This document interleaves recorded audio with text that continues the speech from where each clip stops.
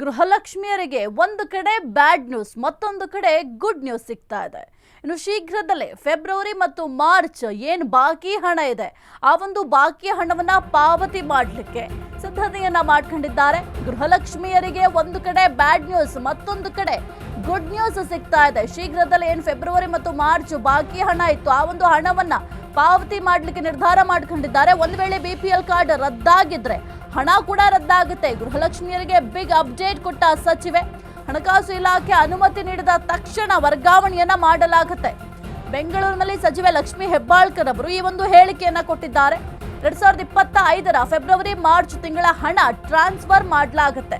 ಅಕ್ರಮ ಪಡಿತರ ಕಾರ್ಡ್ ರದ್ದುಗೊಳಿಸಲಾಗ್ತಾ ಇದೆ. ಅಕ್ರಮ BPL ಕೊಟ್ಟು ಹಣ ಪಡೆಯುವವರಿಗೆ ಈಗ ಬ್ರೇಕ್ ಬಿದ್ದಿದೆ. ತೆರಿಗೆ ಕಟ್ಟುವವರ BPL ಕಾರ್ಡ್ ಕೂಡ ರದ್ದಾಗಿದೆ.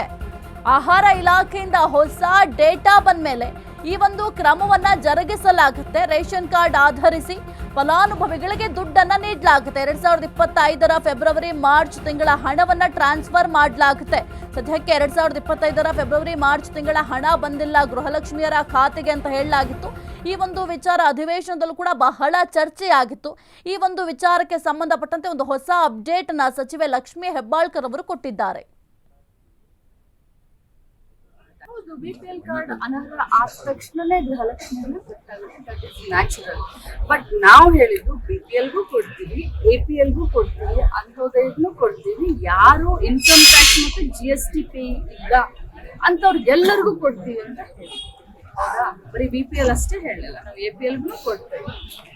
ಆದ್ರೆ ಈಗ ಏನು ಹೊಸದಾಗಿ ಸ್ಕ್ರೂಟ್ನಿ ಮಾಡಿ ಏನು BPL ನ ಕಟ್ ಮಾಡ್ತಾ ಇದ್ದಾರೆ, ಆ ಲಿಸ್ಟ್ ಅವ್ರು ನಮ್ಗೆ ಕಳಿಸ್ತಾರೆ. ಹೋಲ್ಡ್ ಆಗಿದೆ BPL. ಇಲ್ಲ, ನನಗದ್ರ ಬಗ್ಗೆ ಗೊತ್ತಿಲ್ಲ. ನೀವು ಹೇಳಿದಕ್ಕೆ ಆ ಉತ್ತರ ಕೊಡ್ತಾ ಇದ್ದಾರೆ. ಆ ರೀತಿ ಏನಾದ್ರು ಆದ್ರೆ ನಾಳೆ ಅವರು BPL ಮಾತ್ರ ಸಮಸ್ಯೆ ಆಗುತ್ತೆ, ಟ್ಯಾಕ್ಸ್ ಕಟ್ಟೋದು ಮಾತ್ರ ಸಮಸ್ಯೆ ಆಗುತ್ತೆ. ಬಟ್ ನಾವು ಆಹಾರ ಇಲಾಖೆಯಿಂದ ನಾವು ಡಾಟಾ ತೆಗೆದುಕೊಂಡಿದ್ದೀವಿ. ರೇಷನ್ ಕಾರ್ಡ್ ಡಾಟಾ ತೆಗೆದುಕೊಂಡಿರೋದು ಆಹಾರ ಇಲಾಖೆಯಿಂದ. ಅವರು ಫ್ರೆಶ್ ಆಗಿ ಡಾಟಾ ಕೊಟ್ಟು ಡಿಲೀಟ್ ಅದ್ರಲ್ಲಿ ಆಗಿದ್ರೆ ಮನೆ ಯಜಮಾನ್ತಿ